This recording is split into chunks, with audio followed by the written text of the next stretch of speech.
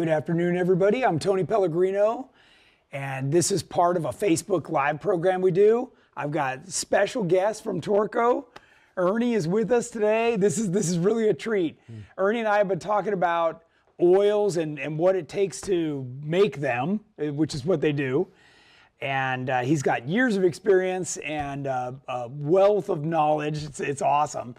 So Ernie, tell us a little bit about how long you've been in the business, what you do over at Torco. Just give us a little bit of background. Okay, I've been in the business for over 30 years, employed by Torco for 30 of those.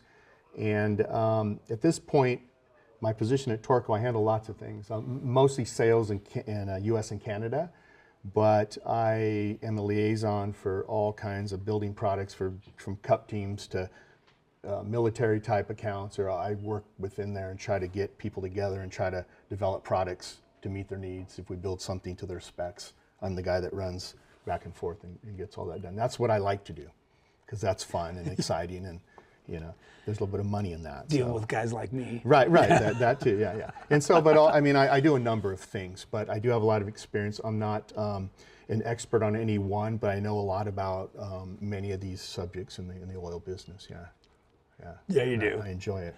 You know more than you realize. So, yeah. Awesome stuff. This should be fun, yeah. So, as always, we are going to welcome your questions and comments.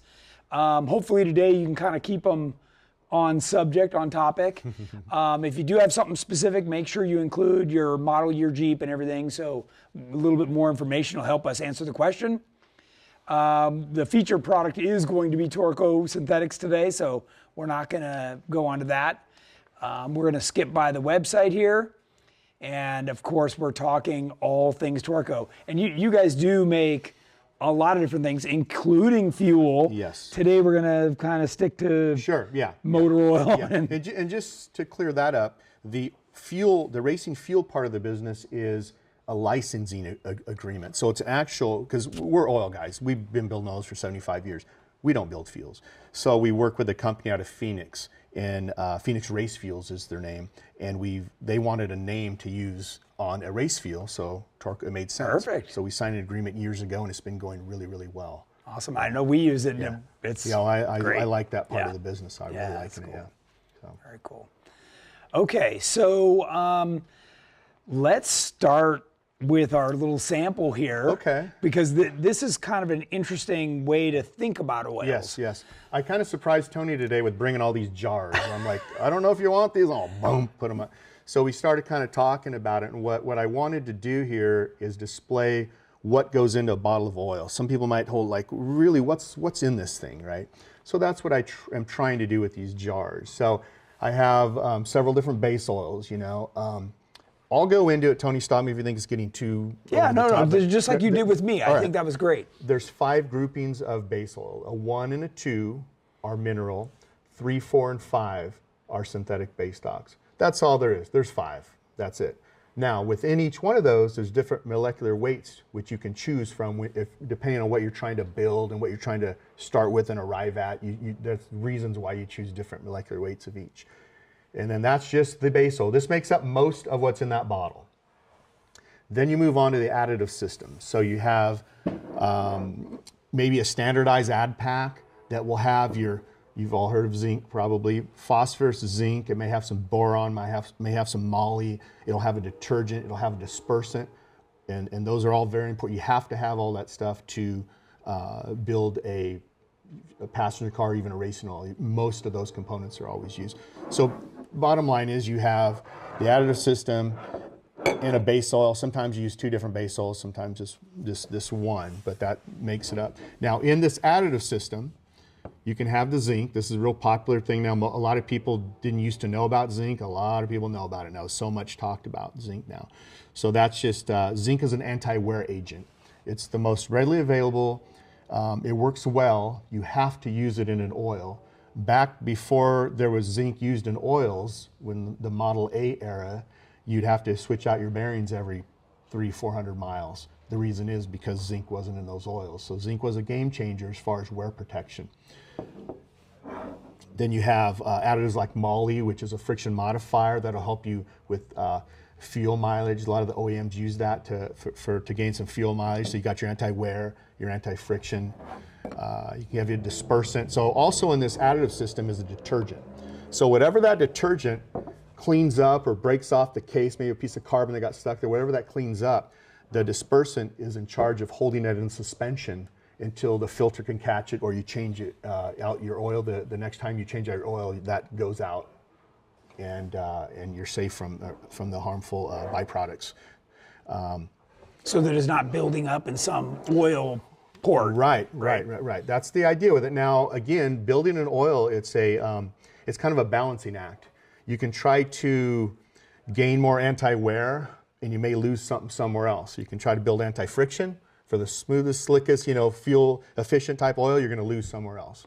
So it's all a balancing act, and it's a bit of a challenge. But over the 75 years we've made some really great products in that. Well, that's the wealth of knowledge that I think is awesome, right? And then you have other components too, a viscosity modifier, which is also called a polymer. And this is used in passenger car oils to like build up the viscosity, maintain viscosity as the operating temperature of the engine ramps up. This maintains the viscosity. And now I'm talking like a passenger car performance street oil segment right now is what I'm describing. We may go into racing oils, and that's a whole different aspect of it. So a polymer you would use in a street oil, let's say you're trying to build a efficient 5W30, you would use lightweight base oils to start that, to pass the winter grade test at a 5W, and then you may have to use some of this polymer to build that up. As the temperature ramps up, it's going to spec out as a SA30 at temperature, which is a 210 degree test they do for viscosity. Right, that's what most engines run at. Yeah. That's the kind of agreed on operating temperature for that, for an engine. That's why the standard is that. There's usually two. There's a 40 degree and a 100 degree. So you get viscosity at 40 and a viscosity at 100, and that's kind of the way it's done. But anyway, so in a nutshell, what I'm trying to do here very quickly is just show you what really goes into a bottle of oil. If you ever wondered what really is in there, so you have probably about 80% base oil, and then 20% makes up the additive systems, maybe some polymer, maybe 5-10%, and so on and so forth. Yeah, show how thick some of that stuff is.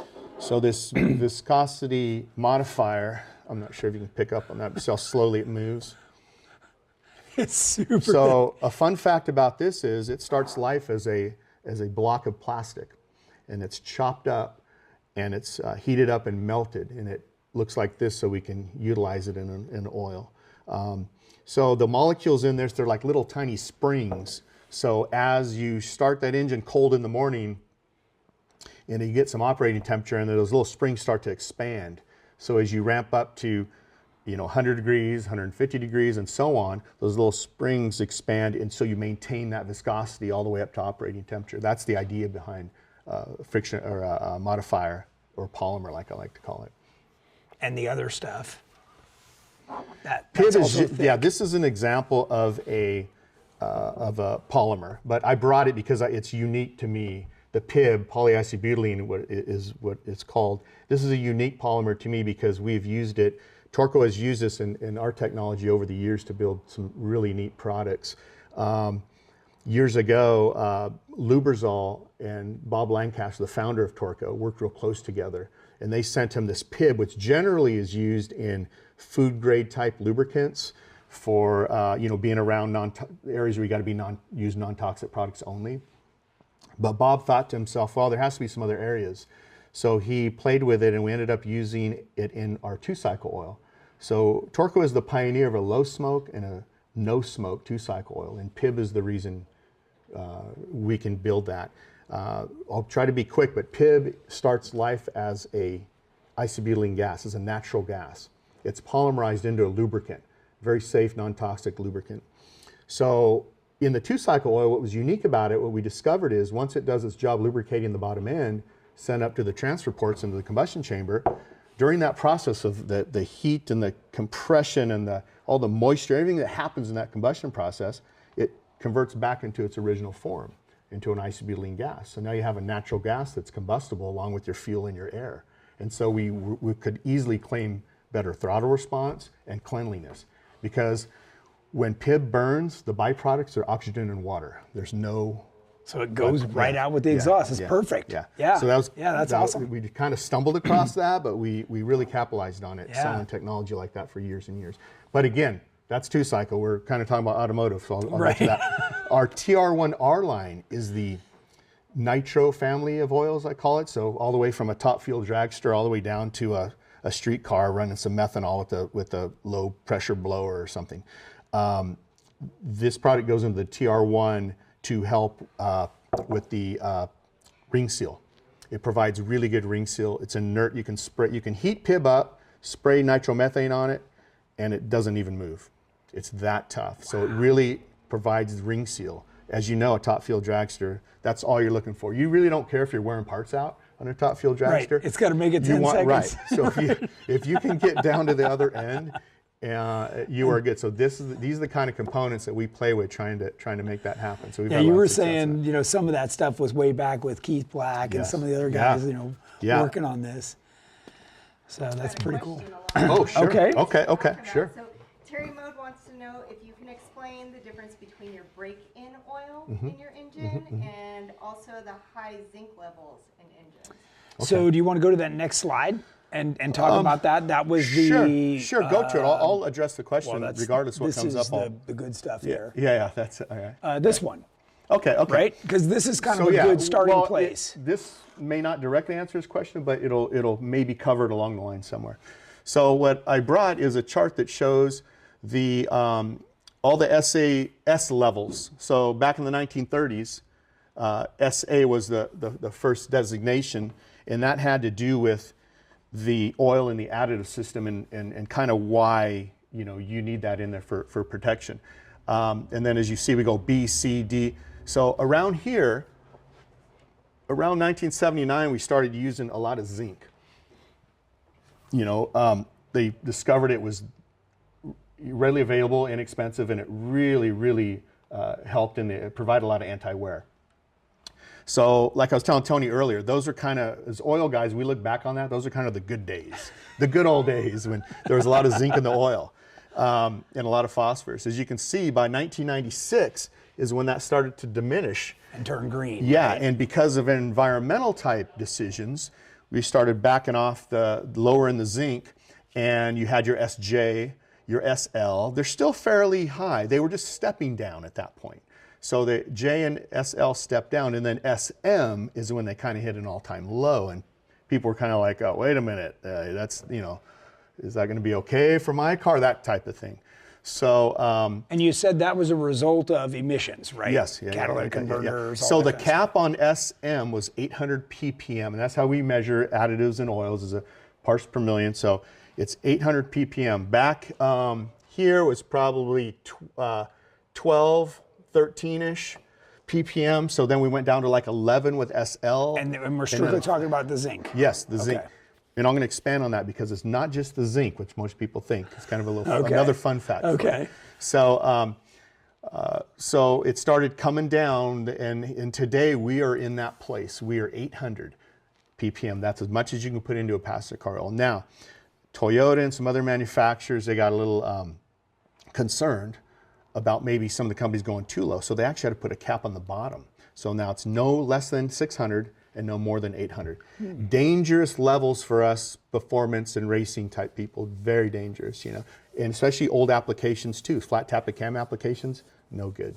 So you need more. Yes. Yeah. So again, we all came out with supplements. So we have one too, a zinc additive you can pour into, right? So I mean, it is what it is. But we like to build oil. We don't like additives, to be honest with you. We've always been a company that builds a finished oil, and you don't need to add anything to it. That's kind of our thing. But the market demands it, so we did come out with the zinc additive and to just to service some of our customers. Right. So yeah, so the zinc level peaked out between 79 and 96, and now it's on a downslope. Okay. Do you want me to explain the I said not just zinc alone? Yes. Okay. It's the phosphorus. See, phosphorus is the carrier of, I don't care, moly, zinc, whatever. It's the carrier. Phosphorus is a heat seeker. So when it's carrying it to all the hot spots in the engine. So it's supposed to do the zinc, right? I mean, the upper cylinder, you want that zinc there. You want it to plate out. You want it to do its job. It's like an on-demand type situation. The problem is when that charge gets spent and sent out to the exhaust valves, where's the next hot thing it comes in contact with? Catalytic converter. So the accumulation on that, and the minds that made these decisions believe it's going to accumulate on there to the point where it's not going to work anymore. Right, and then all our environmental components on that car are not working properly. So that's the reason. So a lot of people scream zinc, and the reason you don't talk much about phosphorus is because phosphorus is just a carrier, but you have to have it. So is that in this one? Yes, the phos will be in okay. there, absolutely. Okay. And so when you build an oil, normally you'll have, let's say for instance, if you build an 800 ppm zinc oil, you need about 600 ppm of phos. It's always a little less. Oh, okay. So 1,000 ppm Okay. of zinc, you'll have probably 800 or 900 ppm of phos. So just know it's almost a 1-to-1 ratio. Okay, so now more directed toward his question. Yes. How does a break-in oil fall in this? The break-in oil is simply a mineral oil that you don't want a lot in there, a lot of components in there. You want that to get in there. You want things to kind of, the rings to so see. you want it to wear a little bit. You want that to happen. Break in. So how I try to pitch ours, because we modeled it after our diesel oil. So because the diesel oils have a good scrubbing agent in it, they got a high TBN, which is to neutralize acids that may be produced by whatever byproducts. So it's built a little bit like a diesel. So when I pitch our TBO, which is our break-in oil, TBO 30 or TBO 40, I pitch it as a cleansing, as a flushing, and as a break-in oil. It has more to it than just break-in. But it still has about 1,300 ppm of zinc in it, and all the proper detergents and whatnot. But it's something and it's very shearable. It's going to shear coat, so we only want a little bit amount of time on it. But again, that's to promote and kind of hurry along that seeding in process, that break-in process. Yeah. Yes. Okay, so now you shared something with me earlier that I found absolutely fascinating that I want, and I know Terry, who's watching, would find this interesting as well. Talk about the percentage of friction in the engine that we talked about, starting with the crankshaft. Lots of fun facts. So your bottom end bearings account for about 2 to 3% of all the friction in an internal combustion engine. That's it. So most of it comes from your upper cylinder. Upper cylinder ring belt area accounts for about 75%, and the other 22, 23% is the valve train. And we always want to think and bearings are very important, don't get me wrong, but that's not where a lot of if we're just talking friction, that's not where it's happening. Yeah. So friction means heat, right? Yeah. So the pistons and a lot of rings, surface being covered there. Yeah, absolutely. Yeah. And tight. And you got to remember, when that explosion takes place, there's an instant when you don't have any fluid film anymore. Right. And that's another thing I can kind of address quickly. There's a few different there's the fluid lubrication, fluid film, which we've all, as we're kids, if you get a little bit of something slippery between your fingers and go like that, you've just experienced fluid film lubrication. What most people don't know about is boundary lubrication. Boundary lubrication is a game changer. Let's say for instance, that upper cylinder, that explosion takes place, you have that instant of dry, like no fluid anymore. That's what these additive systems are for. You have to depend on those additives to immediately go to work on demand. When that's dry, and the next time that ring comes and slides on it, it's dry, you have to those additives go to work immediately. So, and it takes temperature to do that, and they all react to temperature. And so you get a plating of zinc, both sides. So you get zinc on zinc, right? Or you get some moly in there. Moly's going to free it up a little bit more. You get some moly on moly. All these coefficient of frictions are different. Zinc on zinc has a high coefficient of friction. Again, remember we talked about it robbing horsepower a little bit. Yeah. But it's an unnecessary evil. You got to have it. Moly is the best. Moly has it. The melting point is super high. You can't put a lot of it in a formula though, because it'll leave residual. But if you balance, again, it's a balancing act. It's not as thick as that. No, it's not. But it's messy stuff. Yeah. But that will free it up a bit. So there's that. There's just a way of balance it out so you get the best of both worlds. Yeah. Okay, another question. Randy Kelly asks, is it the zinc or the phosphorus that gives it the extra slick protection in case you crack the block or puncture the oil pan? Okay, well, when we're talking about just kind of what we touched on a second ago, when we're talking about zinc and phosphorus and all that, we're talking about boundary lubrication additives. That's boundaries, nothing to do with the fluid. The fluid is just a carrier.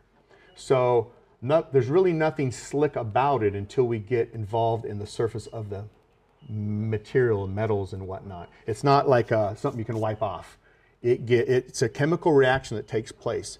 Lets that like you iron said, the turn into phosphorus an is iron the carrier. Yeah, it changes the surface of the metal. Iron phosphide, and then it lets the zinc attach or the moly attach or whatever. Then you have sliding against each other. So that's slickness. I love this stuff. I love it. That's slickness if we're talking about boundary lubrication, dry film metals. I don't know if he's asking about that or he's asking about base oil. No. So he's saying you get a hole in the oil pan. Yeah. You don't realize it. For a while your motor's running just on whatever's left. You are dependent on the boundary lubrication of those additives. And the oil's going out. The oil's going out. Yeah. You're going to lose pressure at the bottom of bearings. You're going to hurt some of those. Possibly you may hurt. Obviously how long you run it, you're going to get that thing heated up and destroy some things. So yeah.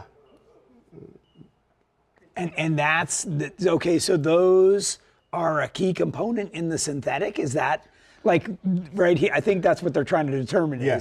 Is that why I want synthetic? Well, here's the deal. You and I touched on it earlier too. These base oils are not even effective without additive system. Right. You have to have a good additive system in the oil.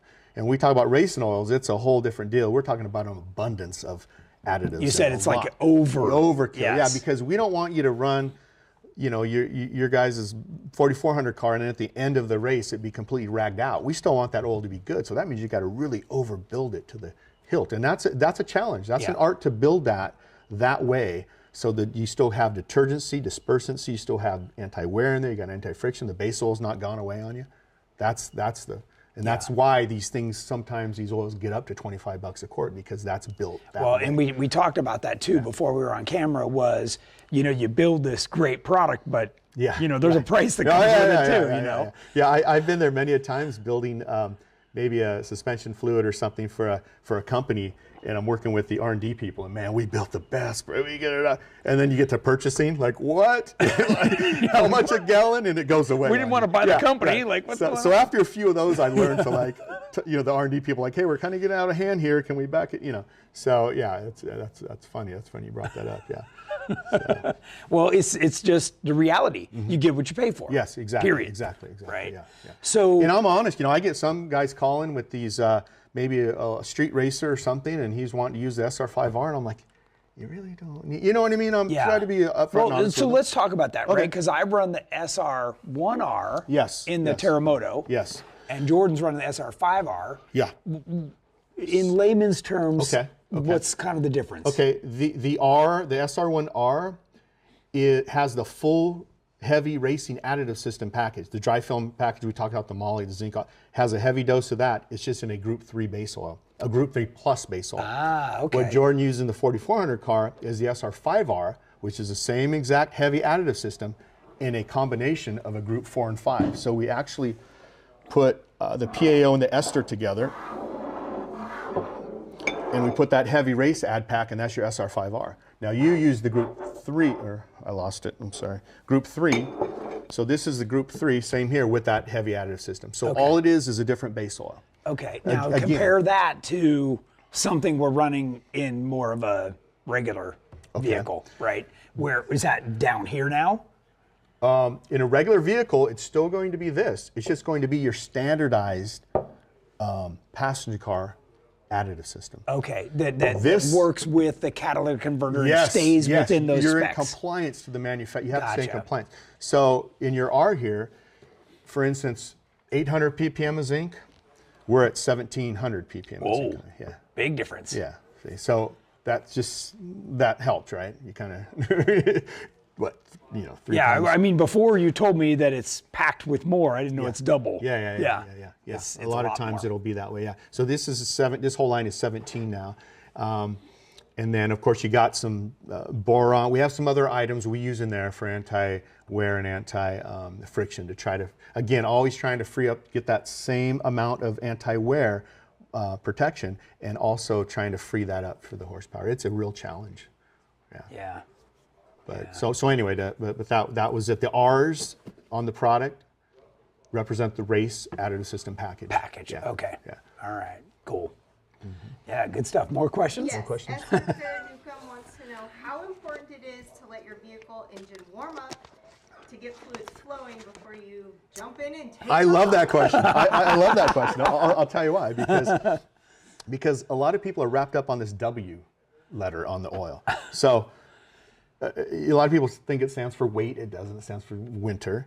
And so here in California, especially, you know, in any of our vehicles, I tend to think the last number, the SA50 part of it, which is the viscosity test that's ran at operating temperature, that's the most important because, like he mentioned, if you start that vehicle up with no load and you get some temperature underneath that hood of that car or whatever, and it's kind of, all of a sudden this W number is out the window. That lasts just a few seconds.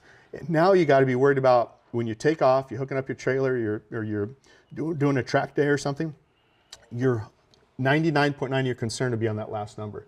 So the winter grade number, I think there's a lot of people that are a little bit over concerned about it, and I don't think there's any reason unless you're starting up. So whether it's a 0 or a 5, right? Like it's so close. It's the Remember, 30 that matters. Yeah, the 0W, the 5W, all the way up to 25W, they're all ran in sub-zero temperatures, all of them. Right. So you may think a 0 and a 25W they're not that different. They're all performed and they're testing for two things. They're testing for crankability, and they're testing for pumpability at sub-zero temperatures. That's it. That's it. So once you start that engine, give it a good warm up, you're going to generate enough heat in there where things are going to be moving around. You're not gonna, even in the dead of winter. Okay, so like this, when I'm out of Johnson Valley and it's 30 degrees in the morning, is that a big deal?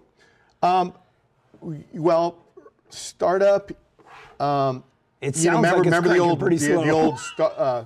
The worst thing you do, start your engine, and you remember the old adage. But no, that has it. What this means is it does pump and crank in sub-zero temperatures. That's what that means. So it's fine. So if it's a 5 or a 20, it doesn't matter. Now, if it was a straight 50, that's different. Kind of. It used to be different. Nowadays, you take a Group 2 mineral. They are so, this Group 2 mineral right here, they are so pure and so clean. They've almost got all the wax out of them. They're performing so well. I don't even know if you could really build a straight 50 with that. You could put it in the winter grade test, you'd probably get a 15W or a 20W. You see what I'm saying? It's improved over the last 20 years. The refining processes have gotten everything so pure and so clean. That just means everything moves freely in cold temperatures. So to kind of answer the question, how long do you need to let it heat up? Yeah, well, I would say, personal preference, I like to start them and go back in the house for a minute, and I don't care, all my cars, I like to do that. I just give them a good warm up. I feel like that's just a good habit to have, is a good warm up. Like my wife, not so much. She just starts it and goes. I'm like, oh, honey, So, but I try, you know what I mean? So yeah, I would say a good 7 to 10 minutes on a maybe a performance driver, maybe like a Raptor. So I don't know what the guy has. These would be Jeeps. All Jeep people. Yeah. Okay. Yeah. 7 to 10 minutes, man. Warm it up. Fine. Give it some time. No load on it. Yep. And just do its thing. Yeah. Okay. And those of you that live in Phoenix, not 7 to 10 minutes. Right. You guys probably get going pretty. Some of those mornings are 98 already warm. Yeah. John Miller has a question. Okay. Back in the day, Rolls-Royce, Porsche, and other high-end manufacturers required the Castrol GTX 20W50. Yep. He said he didn't believe it. What would be a good Torco replacement? TR1R line is the old mineral line. And that's what I'm assuming that was back then. That was the Castrol. And that's nothing new. I mean, look at Mobil 1 does it with GM now and some of the cars. So that's been happening all through history. Yeah, Motorcycle and companies you talked do it about too. that earlier, that old school guy that was like checking the Yeah. feel, Right, you said he liked that TR. Yeah, I was telling a story about one of our engine builders back in Wisconsin. He was a 3-generation engine builder shop, and he was using Pennzoil for years and years and years, the straight 50 or something, and he really just loved it, and they've never had an issue or anything. So it's kind of one of those phone calls where you're like, So the problem is they didn't pull them off the market, but they changed them. And they changed it to a point that he could visually and physically feel the difference. And he wasn't going for it, so he picked up the phone and called. I sent him a couple bottles of straight 50 TR1R and maybe some other ones, and he immediately just visually, and he called me and gave me the okay. So yeah, we have some products still that mimic the old products, but they're still performers today. You'd be surprised how much mineral race oils we sell today. There's still a home for mineral. I know everyone's knows the word synthetic, and they use it quite loosely. As you can see, there's 3 different synthetic base oils. So when people say you build a synthetic, or do you have a synthetic? It's like, yeah, but it's like there's so much to it.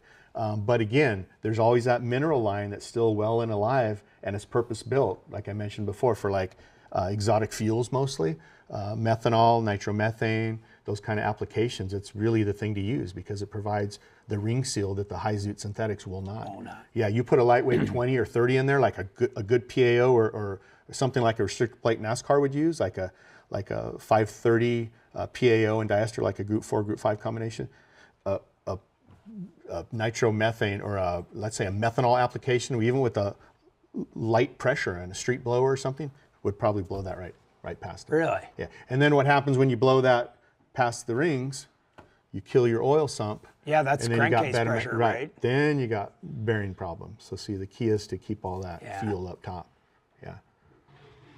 So along those lines, yes. Anthony Paquette asked, he's got a JKU 3.8 liter with over 118,000 miles on it. Okay. Does Torco have a high mileage oil that he should be using? It's that same TR1, yeah, absolutely. Or you could even use the SR1R. Now, let me explain this. A Group 3 synthetic provides better ring seal than a high-zute 4 and 5 grouping, believe it or not. Oh. So it does give some of that. So you could, if it's still in good shape, he's not puffing smoke or anything, I hope, right?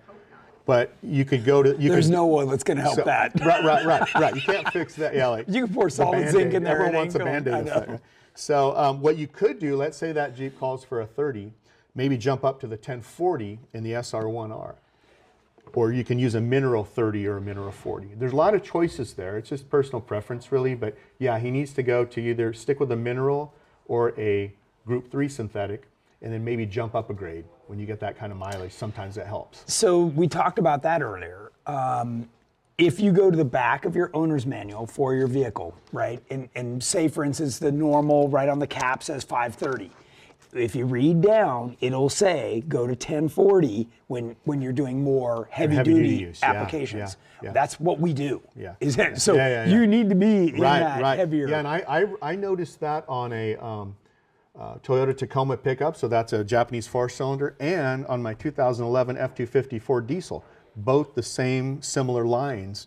The diesel called for a 1030, and I always used, I've had 4 diesels, I've always used 1540. So that's the only reason I read it, because I was like, 1030, wait a minute. Yeah. So I start reading it, and sure enough, it said for heavy duty use 1540. And that's what Tony and I were discussing earlier, like, who dictates what heavy duty use is? Yeah. I mean, non-heavy duty to me would be like going to the grocery store, right? That's pretty easy. Yeah. And everything else we do is and it's like load they want you to down. pull over and change it right before you hook your trailer up. I mean, how ridiculous, right? So just use the heavy duty product, recommended product all the time. That's what right. Because the cost difference is practically nothing. Right. Yeah. So the reason, and I'll explain a little bit more, the reason the OEMs do this is because the fuel mileage credits. They get a quarter of a mile per gallon somewhere, and that means they can build more SUVs, and that's what sells in America, and that's why they do it. Again, I talked a lot to Tony. I don't mean to, we usually don't bash on any companies or anything when we try to sell our oil, but I just want to say that a lot of times the OEMs don't have the best interest of your valve train or your upper cylinders in mind. No, they want it to wear out, right? We don't need to buy another one in 4 years. Yeah. Yes. So anyway, just. That's what's wrong with mine. It is. Yeah. You just didn't realize it.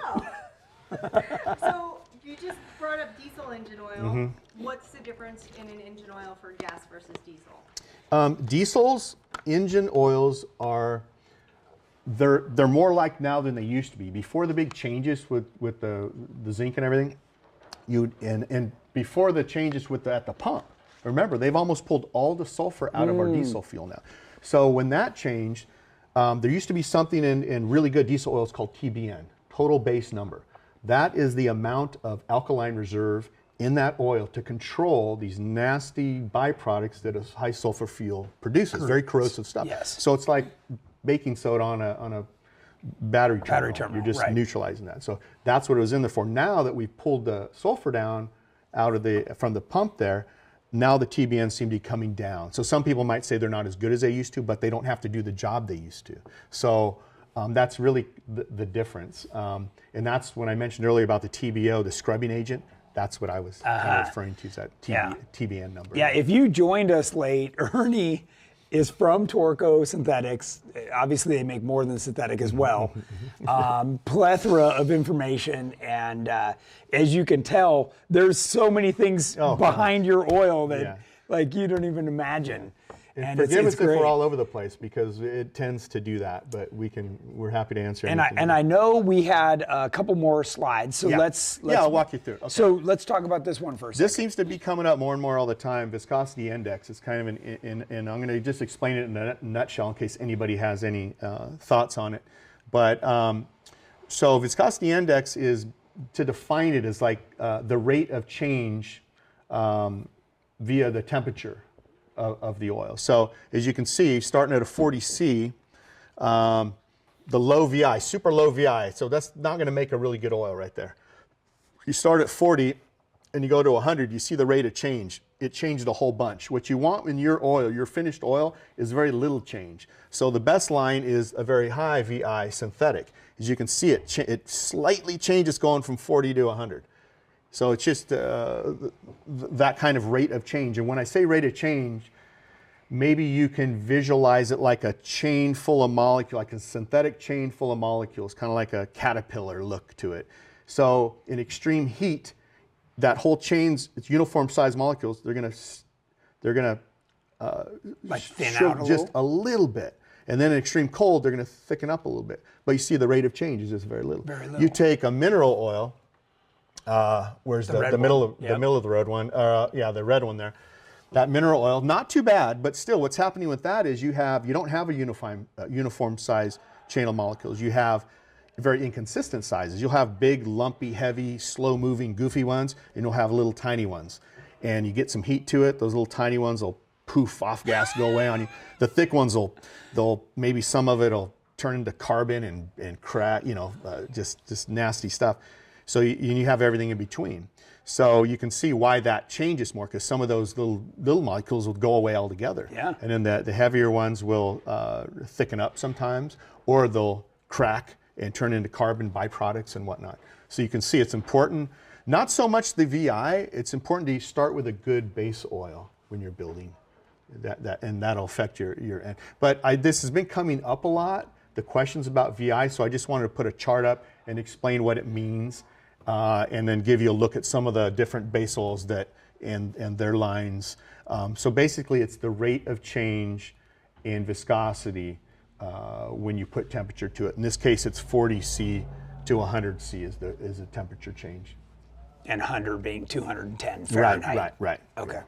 All right. More questions? Yeah, so in this chart, are all of the oils you're talking about the synthetic bases or the actual oil bases? Mineral would be regular. Yeah. Right? Yeah.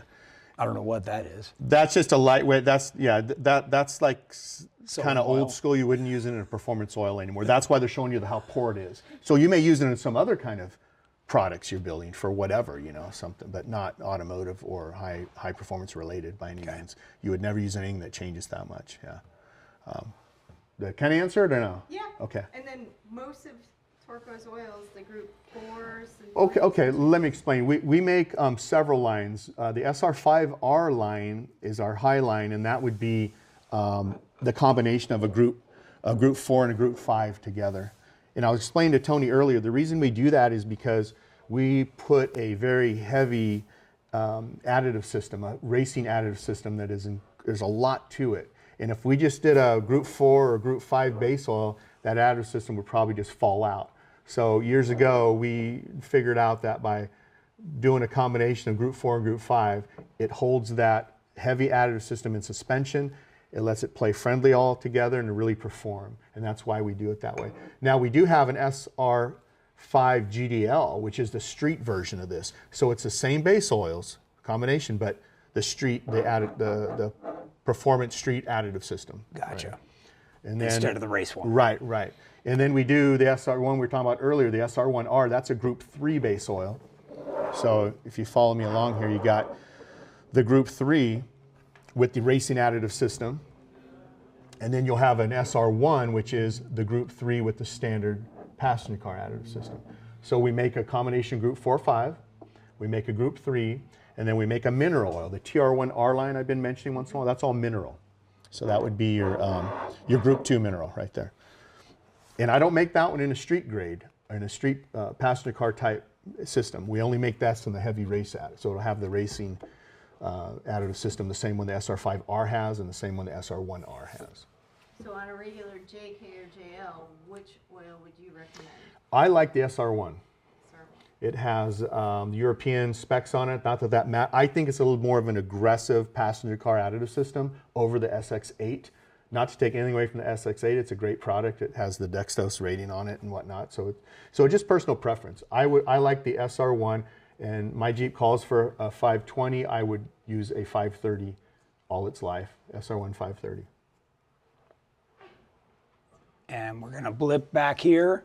If you're on the GenRight website, you just need to type in Torco or oil or synthetic into the search box, and everything will appear that we have for Torco. And it says right on, Ernie had helped me pick each one for JL, JK, JT, diesel, gas, so we've got everything. Right. It's all loaded in there, and you can read all about that for each individual one. So we'll go back to... Yeah, it's interesting. Speaking of the JKs and JLs, I see where they moved from the 520 to a 020 on the new. Yeah. It is what it is. Well, and like we talked about, they're not worried about the wear protection. They're after the CAFE rating, and in fact, the sooner that Jeep can wear out, the sooner you're going to buy a brand new one. Exactly. Yeah. So, yeah, the gear oils didn't change much between the JK and JLs, but the motor oil I just saw. So speaking of gear oil. Mm-hmm. There we go. Oh yeah, that's wonderful. Val got this picture. Tell us the story on this, Val. So this is a photo from one of our ambassadors, Gerald, at Outlaw Off-Road back east, and he opened up a diff yesterday, and this is what it looked like. Right. Okay. Want to explain to him why it looks like this? Well, I don't know for sure, but obviously some. I don't think an oil could produce that much byproduct, to be honest with you. I think it got something in there. Some mud. Water, like the vent tube mud, came off, which produces some rust. I see a little bit of rusty tinge in there to me, and that's what it'll do. It'll make a complete mess. Like Tony said, sometimes you can clean those up and you get them back to life, and other times, if you hurt something, you can't. So that's a tough one to just read a picture like that. We just know that is not what you ever want to see. But that happens more than we think. Oh, you know yeah. what I mean? Yeah. In fact, I'll tell you a story. I was horrified by this view myself. Right. Debbie, when Jordan was little, took my Jeep through this giant mud hole. Yeah. And I had no idea, right? The Jeep just came back muddy. I didn't know she submerged it. Yeah. And we were flat towing it. This was in New Mexico, so it went behind the motorhome all the way home. So I get home and I pull the diff cover, and there's a rust line straight through, and I'm like, oh, you gotta be kidding me. Right. And that above the rust line was water, so when I pulled the thing, like water and oil came out, I'm like, man, it looked nasty, just like this. Yeah. So I cleaned it up, and I threw some synthetic in there, and I kept it alive. Yeah. Well, let's hope this guy can clean that up and get the same effect. Yeah. That's like a day's worth of work at home. Yeah, and you'll know. I mean, if it sings, the gears are pretty tough, and I would jokingly say this guy did a great job when he rinses this out. Those gears are going to be nice and polished. Yeah. So whatever that was is going to polish them out. Right. Where you have trouble is going to be in the bearings. The bearings, if they got blue at all, they're kind of toast. So if I can do anything for them. We have our brake cleaner on cycle right now. You might want to get a case. He's going to need a case. Yeah. You might even want to start with some Dawn in the garden hose first. Yeah, get the big stuff off. Right. Oh man, yeah, that's pretty bad. Any questions on? Yeah, we've got a few We're doing pretty good. We got about 15 or so minutes left. Yeah. Yep. So on engine oil, Mark Dossie down in Florida asks, how often do you need to change your oil when using Torco? Right, because that's another thing with Are we talking synthetic. engine oil? Engine oil. Okay. Because everybody always talks about how you get more miles out of it, Okay. right? Okay. Well, I would say let's take a JK. If we're just daily driving that, I would go 10 to 12,000 on it. If we're actually taking that out to the rocks or the trails or running it hard and stuff, I think that's a game changer when you start using them up. When you start using them hard, I think that's a game changer. I like to do it. I don't drive my vehicles much at all. I have a few different ones, so I don't seem like I don't put a lot of miles on it, but I just do it once a year. It could be 5,000 or 7,000. I just change it once a year. So everyone has a different situation, but if he's putting a lot of miles on it, and you go to, let's say, for instance, the Torco SR5 GDL, which is the top line street oil that we build. You don't carry that, you have the other two below it, but 12,000 miles easy on that one. Now, if he's, looking at the middle group 3 SR1, you go 7,500 to 9,000. But again, if you're hitting the rocks and you're really abusing that every other weekend or whatnot, keep an eye on it. Get to know your oil. Pull that dipstick out, get it on your finger, feel it, smell it. You really got to get to know it. I think, and maybe this sounds weird. I mean, I'm an oil guy, so but it's if you start to do that, you will get to know the color, the when it feel. Looks like it's gone. Yes. So that's what I would do if he. And I like when people have that much concern to ask that. So I would say get to know that, and if you're really hitting the rocks and really doing some off-road stressing on that thing, then keep an eye on it and maybe change it a little bit earlier than those intervals I mentioned. So you cited JK, that's a newer aluminum engine. What if it's one of the old straight sixes? Would you change that philosophy much? Well, I would do it more often just because I know it's an older unit. Okay. So I would probably change that every 4,000 miles probably, and I wouldn't use the high zoot synthetic. We'd probably maybe puff some smoke out or something. It's way too, Okay. So maybe a group 3, and I would bump it up. I would probably go a 1040. Okay. In a group 3, or even the mineral in a 1040. Okay. And I think you'd get long life out of that. I've heard that true full synthetics have a seal swell. Is there truth to that? Well, there's always you can't go back. That whole thing. Well, no. There's always conditioners to a lot of these components have to go through compliancy tests with seal companies. Frunberg, NOK, there's a bunch of different ones. And generally, any components you use have already gone through that. So you're pretty safe on that. So seal swell used to be talked about more 20 years ago, but not anymore. I think it's all dialed. I think that's when I heard it was 20 years ago. Yeah, right. So that's kind of a notch. I'm surprised even that came up because it never comes up. Okay, and I know, some of these guys that are watching are friends of mine that I go wheeling with, and we've talked about that. I'll elaborate on it a little bit more. Back in the day, you saw that naphthenic line down that you're asking about that. So back when they were working with different componentry like that, there was components that were drying out, seals. Matter of fact, when Mobil 1 first introduced their synthetics, it was actually had a hell of a time because they were, a lot of people came away with that saying, no, don't use synthetics, it makes your engine leak. That came from that Mobil 1 producing it the wrong way at first. They got a handle on it now, obviously, but back then, and it caused some issues. So that's, I think, where that came from. Nowadays, all the componentry is dialed in, it's compatible. You can mix a group 5 with a mineral and an additive package, and none of it's going to goof with the seals. Yeah. Good, I'm glad we covered Now, here's another thing I can add to seals, though. Yeah. Let's say you have a Harley Davidson, which the older ones are kind of known to leak, right? And the new one's probably good.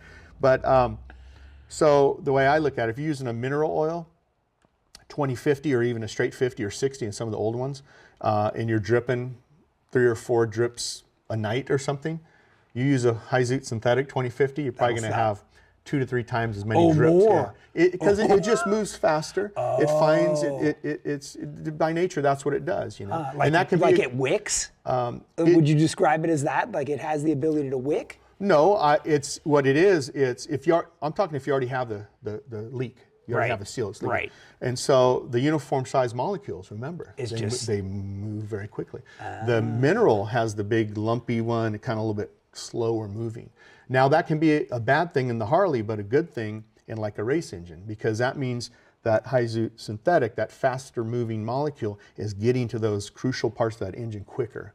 That's the beauty of it over mineral. Gotcha. Yeah. And not that the synthetics would move off too quickly from the service.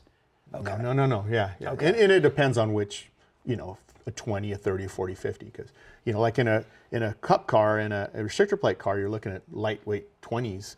And in an unrestricted cup car, same thing. They're producing so much horsepower, they're just trying to keep it together. So they'll use a 2050. Right. So it's night and day, the same type of rate, So yeah, it all depends on what you're trying to achieve with that car. And I find that, I was talking to Val about it earlier, that's what happens, a lot of questions. Generally when someone has a question about a certain kind of car engine, it goes, you have to go back and forth, because I actually want to know what they're intending to do with this car. I think Mark actually has upgraded to either a 5.3 liter Vortec or like an LS. Okay. So would your recommendation for oil change interval be different for one of those? No. Those are good, like solid crate. Those motors are so well proven and they're bulletproof. A 530 all day long, Be fine. Yeah. Or if you want to use some with a race package, then you go to the 1030. The difference is what will it do to your catalytic converter? Exactly. Now, in saying that, I have to stay compliant. I can't, really recommend the racing oils for anybody with a street car. I'm not supposed to, right? Right. But and they need to understand why. Right. But here's the deal. All these years of taking tech calls and whatnot at Torco, I've never received a call that said, I've been using your 1030 TR1R and it wrecked my catalytic converter. Not a one time in 30 years. So I'm kind of banking on it doesn't happen very much.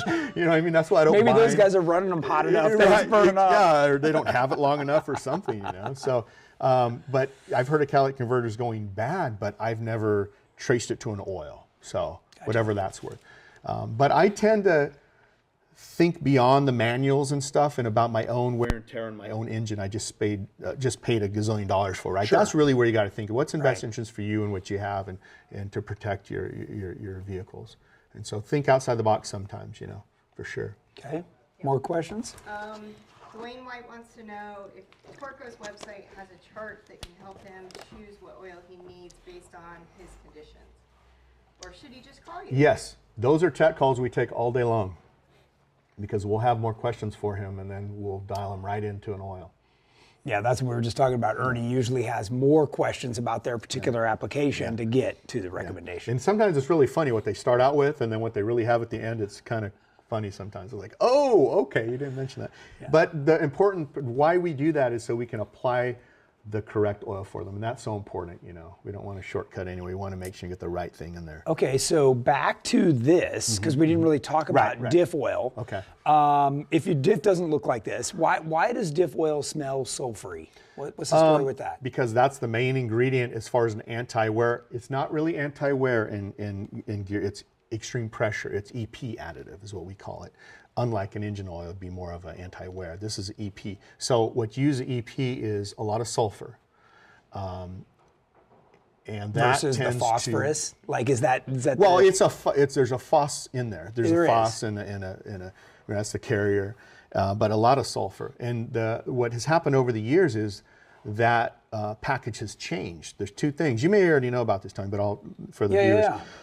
There's something called active and inactive sulfur packages. So do you remember the days when don't use that in that transmission at soft metals, the brass or the whatever? So that was the active additive systems that go into gear oils. Those have a really hardcore chemical reaction when they go to work, when they get heat to them and they're starting to like perform. On the synchros, for instance. Right. So the chemical reaction 20 years ago used to be kind of hardcore, so you had to stay away from the soft metals. Nowadays, generally all the oil companies are using what we call an inactive. Inactive just means that it really goes to work in the super hot temperatures. It's in the lower temperatures, you don't get that hardcore reaction, so you're not going to get that corrosive nature on those softer metal parts. So people still have that question. They call me, can I use the 8090? And then it's like, even though we did it a long time ago, it still carries over those issues and those questions. Yeah. So, and I'm not just speaking for our company.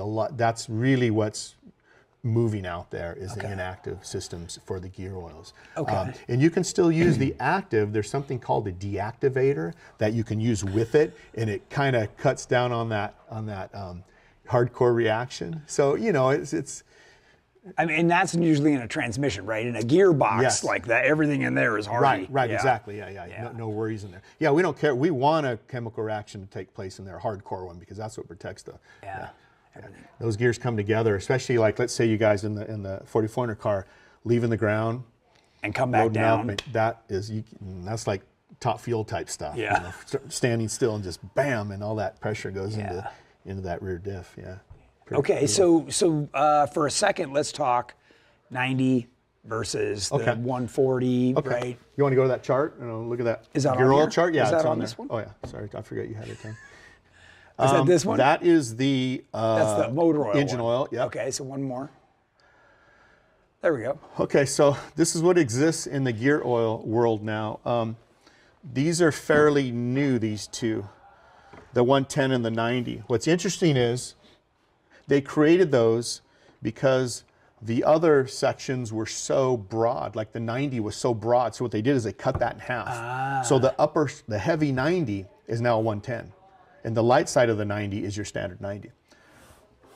Same with the 190. So you cut the 140 in half. The heavy side of the 140 is the 190 now. So I'm just trying to walk you through these change all the time. In the oil business, that's one thing you got to be ready for. Things change. Like even the engine oil is this 16. Right. And like, really? We thought 20 was light, now 16. Okay, so anyway, so again, you have a different set of characteristics that make up the test for the winter grade. So you have a 70 through an 85. That's all that exists. Sometimes you'll see weird numbers out there. That's it. Maybe they're just kind of making them up, but this is the real deal. This is what Okay. exists. So you can, a 70, 90, or 75. That's pretty cold, by the way. Absolutely. Yeah. That's really cool. So a lot of this is for like machinery and maybe gold mining and stuff like in Alaska. Yes, in Alaska. So a lot of that's built for that. Again, that's not really our concern here, racing in any climate in California. And then of course we go all the way up to a 250. So they arrive at these viscosities the same way you do an engine oil. It's basically heated up to temp, as you see, 100 degrees C, and then they time how long it takes to move through a certain amount moving through a certain orifice, and they time that. So again, you see like the 80 is going to not take very long, and the 250 is going to take a long time to fill that up. So you just see how it's just several seconds. So You're in just timing layman's it. terms, though, I mean, really, in this range, Yeah. am I not getting very much wear protection compared to Well, the you are. 140? This would never go into anything really severe, extreme. It would be a lightweight machine, maybe a golf cart or something. Okay. I don't know, something. Okay. Something Not like, even like a Honda Civic. Right. Well, no, yeah, transmission. Honda Civic, actually an 80W is what's Is in recommended there. in the early manual transmissions on Honda Civic. So you would use an 80-ish, but So the 90 is really more of your, that's your The all minimum around. for a Jeep. Yeah. Okay. And even the Honda Civic, you could use that in the transmission. Okay. In even a performance car. I remember the Supras used to take the SA90 or 7590, 8090, or SA90 in the transmission. Okay. So yeah, there's still a good, and that's why the most sold are 90 and 140, because those are really kind of forgiving each way. You can run it, whatever. So Now let me say this. Let's Yeah. take Bonneville. Let's take some of those cars that are running out there. This is really important when you're running a car like that. If you're looking at split seconds of a record or something, you can change the gear oil and actually make up split seconds. And so I work with those guys on that level. And I've heard that before, like in the Cup cars, they'll run a different oil for qualifying than they do for the actual race. And we've built all that stuff. We've done that for years. So we have super light products, not to market in a bottle, of course, Right. but we have them on the shelf ready to go. We worked with our last subject matter was Chip Ganassi, and we made some qualifying oils for them, and it looked really good. Interesting thing though, really low zinc. The reason we're not promoting that much right now is because I don't think it's time, because zinc is it's on everyone's mind, so they're all concerned about it. Everyone's concerned. So I think by putting out a no zinc or low zinc oil right now is not the right time, but it'll have its day in court, because we have some really neat stuff coming out. Interesting. Yeah. Okay. Remember we talked about zinc? Yeah. Horsepower. Yeah. Okay. So now, all right. So in my application, right, my Jeep, higher horsepower. Yes. Do I ever run the 90? maybe transfer case or something like that if it takes that. Yeah, It does? Okay. Yeah. Okay. And then at least 140 in the front diff, and 140 or something heavier in the rear. Yeah. Okay. Yeah. So you like that 140 plus? Yeah. Well, and again, we build our 140 on the high side. So see, it's not every company is going to be the same. Right. And that's another thing I should explain about these charts. When we say a 140 isn't like a number. Like that's a 140. Every 140 is like, you build it in between these times here. See, there's 24 and 32. So you can be a 140 in this range. Yes. So you want to build in the middle, you want to build on the high side, low side, what do you want to do? Well, and you talked about that, how because you're a smaller company, your batches are more consistent. We can and fine closer. tune, yeah. So if we want to build it on a high side, if we want to build that at a 30, Sun and Soaks at 100C, we can target that every time. That's unique about it, where the large companies cannot do that. And so that's what we call big. batch blending. Right. And so that's kind of a unique thing you can do. And then the other thing we do as well with our gear oils is we still build them to a GL6. API doesn't even recognize a GL6 anymore because they don't think there's any applications that are severe enough. We beg to differ because we're a racing oil company, so we still make that GL6. But if you look at an API list, they don't recognize it. So the GL is that additive package? It's the amount, it refers to the amount of EP additive, extreme pressure additive that goes into a gear oil. So like a GL4 going to a GL5 will have almost double in a GL5. And the so GL6? GL6 has almost double what it, yeah. Wow. Yeah. So all of yours are that way? All my heavy gear oils, all my specialty ones, like the HPG is a GL5. The GL5 there. But my racing one, the SGO and the RGOs, like you guys use, all GL6. Yeah.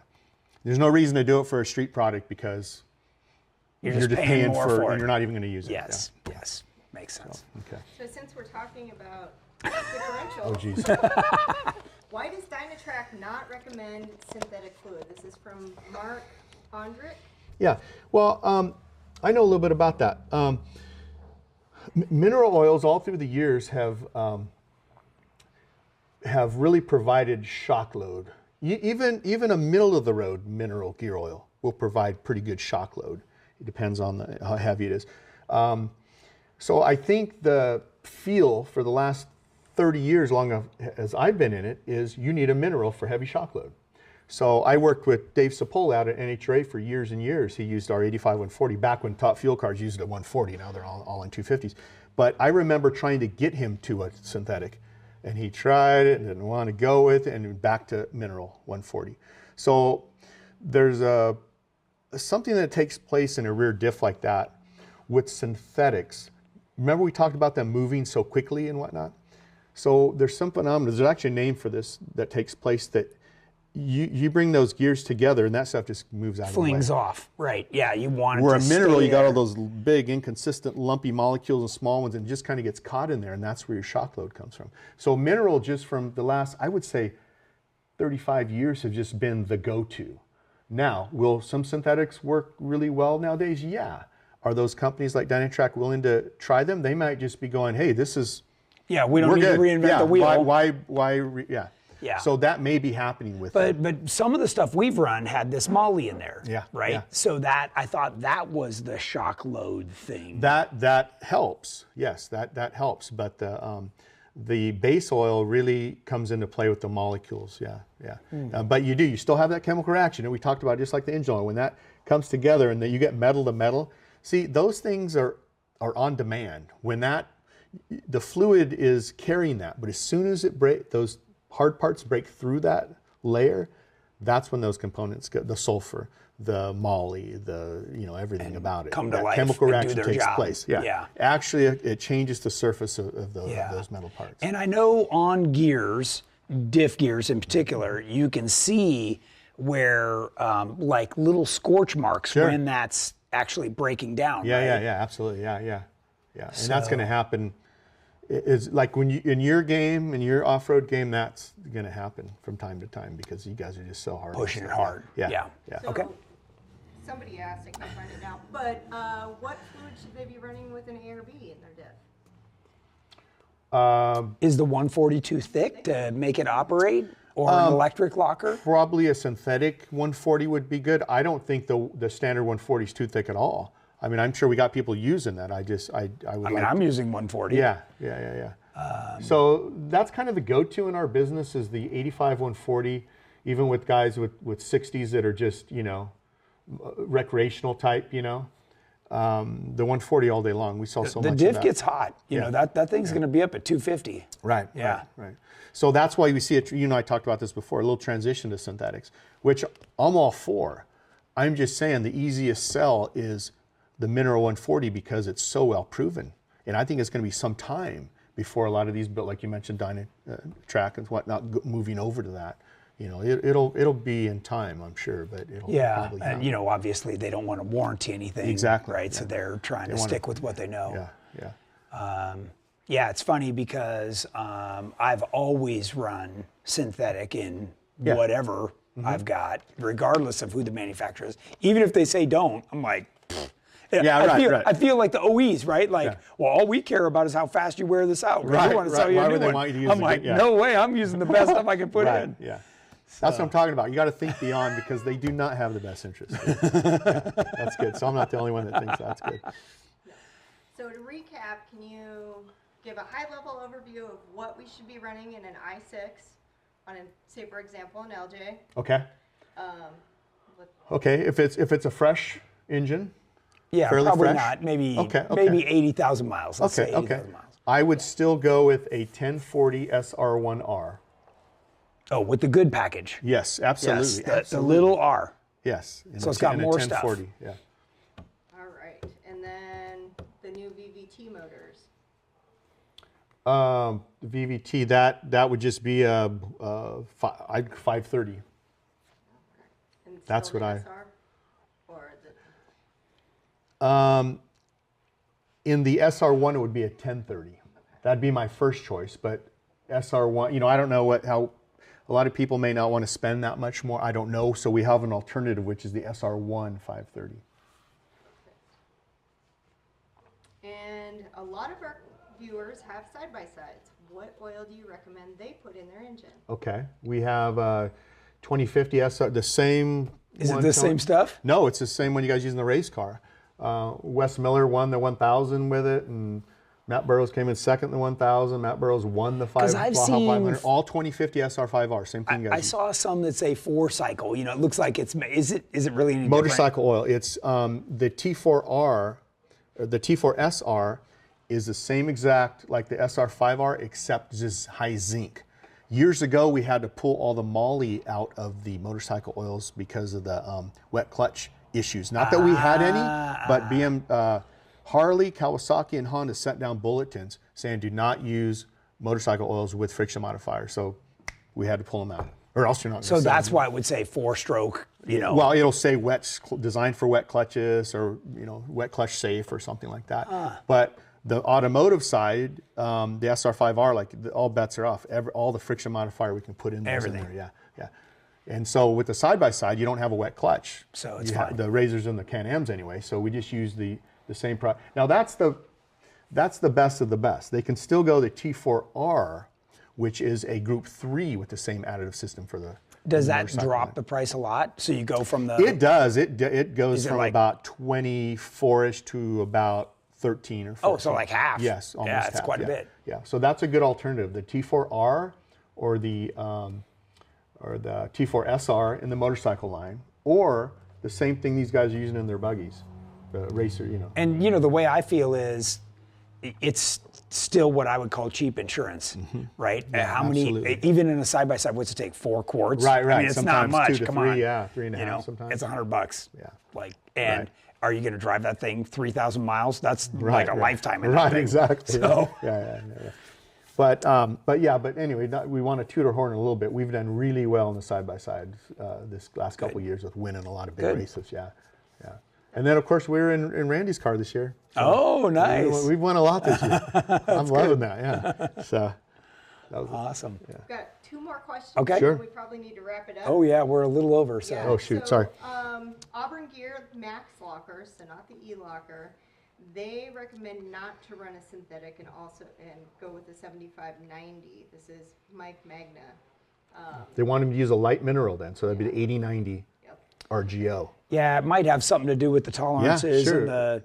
So I've actually got the opposite experience. So back when I ran a Detroit locker, if I ran regular mineral, that thing would knock. It had that terrible sure. Detroit, crack.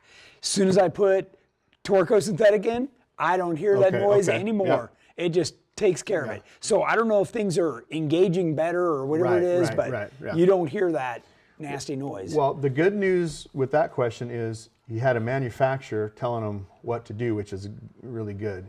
So in our line, that would just be the 8090 RGO would fit what Auburn's telling him to use in that. I like to always side with the manufacturer if they're making a recommendation like that. And then if they're really experienced like you guys or something, you kind of have seen it all, so you kind of know where to go with it. And we play outside the box. Yeah, exactly. We're like, we'll try this. See what happens. Yeah. We have lots of comments of one awesome show, guys. Cool. It's amazing. I find this stuff fascinating. It's fun. No, it's a good time. And we talked for an hour before the show. I know, right? Exactly. So John Miller wants you to chit-chat a little bit about the Torco grease that Tony's always talking about to grease the bolts. Yeah. Which one? Well, we have a lot of in the greases. top drawer, the Torco tube grease. The one of the EALs.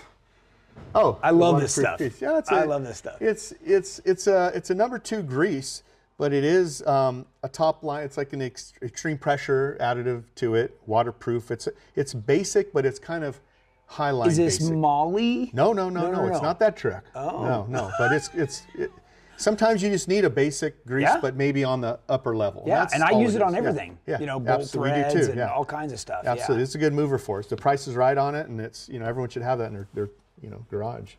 But, And it's easy. The way that it spits out, just keeps it simple. So yeah, you're but not just the getting basic it number everywhere. 2, high extreme pressure in there. I don't know what else to say, but it's not really that exciting. This is like one of the least exciting products I have, but this is it. I like it too. So he sends this to me for free, so that's why I got it. Now, what I thought you were pulling out was one of our tubes in our EAL line. Because that's exciting. I'm unaware of this. The engine assembly lube. I don't. Do we have any of that? Jamie, have you seen that? We don't have to pull it out, but what I engine was going to stuff. say is the reason that's exciting is because we sell that to manufacturers like, for instance, Mercury Marine. They build between 35 and 42,000 4-strokes a year, right? They have the EAL HP, which is the heavier version of our engine assembly lube, and they have that on open top drums on air, and every single engine coming through there gets a tiniest little dab of EAL HP on every single cam lube. And that to me is an exciting account. See, that's the kind of stuff. That's cool. Yeah. So that's unique. They saw that it helped with, they had an issue with premature cam wear.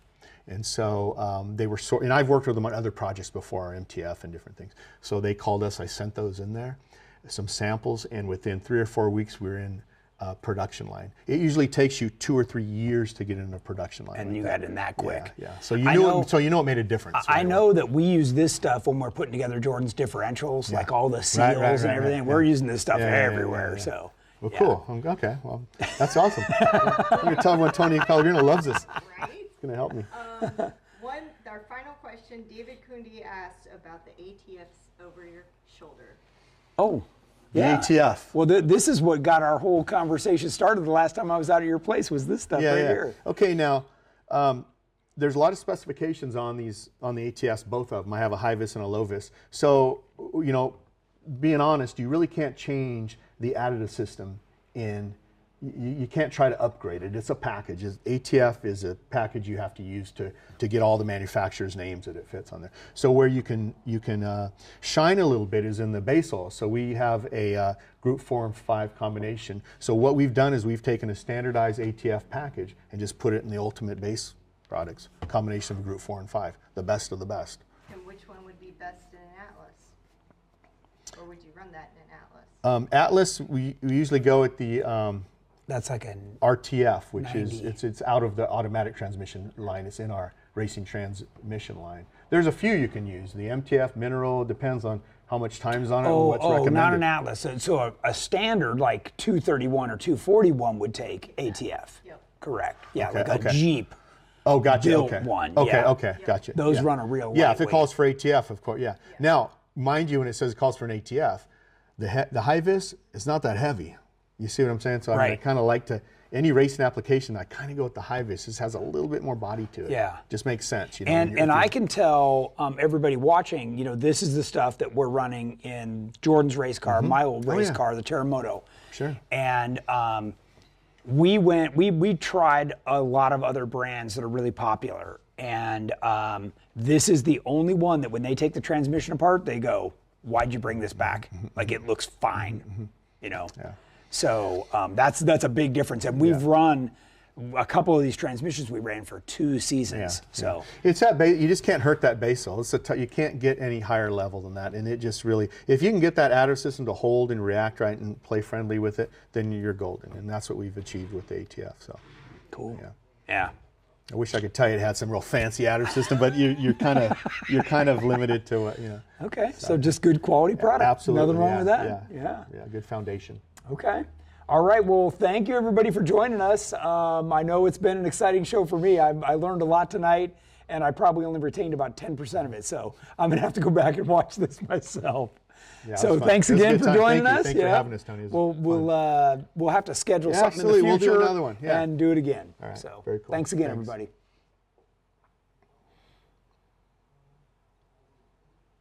Okay. All right. Good job, buddy. Nice.